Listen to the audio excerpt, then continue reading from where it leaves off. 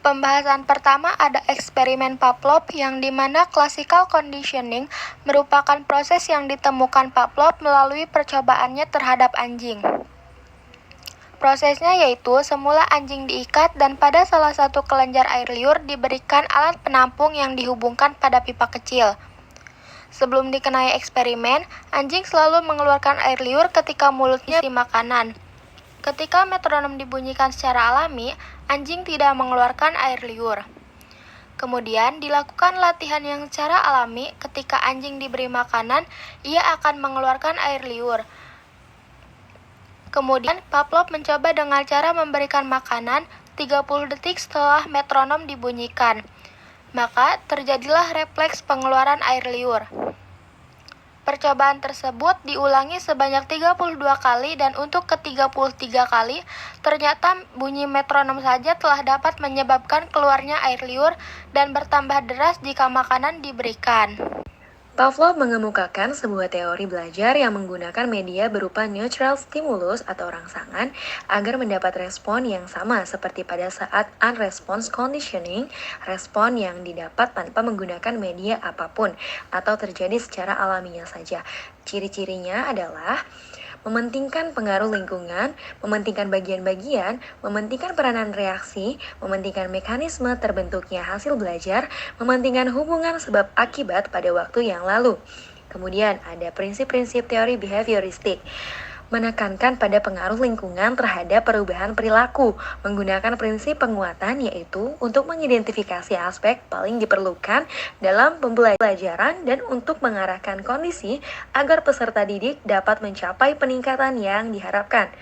Mengidentifikasi karakteristik peserta didik untuk menetapkan pencapaian tujuan pembelajaran lebih menekankan pada hasil belajar daripada proses pembelajaran itu sendiri. Kritik terhadap teori behavioristik itu sendiri tidak dapat menjelaskan situasi belajarnya kompleks, asumsi bahwa semua hasil belajar berupa perubahan lingkungan yang dapat diamati dianggap menyederhanakan masalah belajar yang sesungguhnya.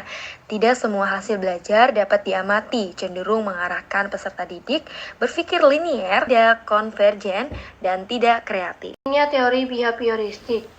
Pertama, membantu para guru, perancang pembelajaran, dan pengembang program-program pembelajaran untuk memahami proses belajar yang terjadi di dalam diri peserta didik. Kedua, para guru, perancang pembelajaran, dan pengembang program-program pembelajaran dapat mengerti kondisi dan situasi terhadap faktor-faktor yang dapat mempengaruhi, memperlancar, atau menghambat proses belajar.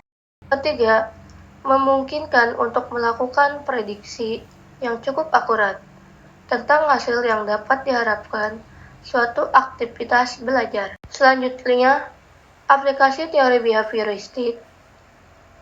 Pertama, menentukan tujuan pembelajaran. Kedua, menganalisis lingkungan kelas yang ada saat ini, termasuk mengidentifikasikan pengetahuan awal peserta didik. Menentukan materi pembelajaran. Keempat, memecah materi pembelajaran menjadi bagian-bagian kecil, meliputi inti dari pembahasan, sub-inti bahasan topik, dan sebagainya. 5. Menyajikan materi pembelajaran. Keenam, memberikan stimulus. Ketujuh, mengamati dan mengkaji respon yang diberikan peserta didik, dan sebagainya. Kemudian ada evaluasi teori behavioristik. Teori behavioristik ini banyak berbagai macam pandangan. Salah satunya menurut Pavlov tentang teori behavioristik. Pembelajaran merupakan penguasaan respon dari dikondisikan. Pembelajaran dicapai melalui respon yang berulang-ulang dan pemberian penguatan, mempelajari pola yang terbentuk secara perlahan-lahan dari respon tersebut.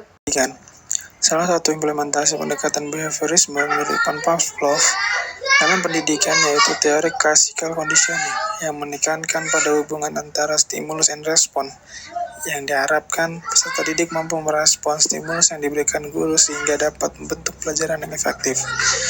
Teori classical conditioning ini memiliki beberapa teori yang dapat diterapkan dalam pembelajaran di kelas, yaitu konsep pemerolehan, konsep penghapusan, konsep generalisasi, dan konsep diskriminasi.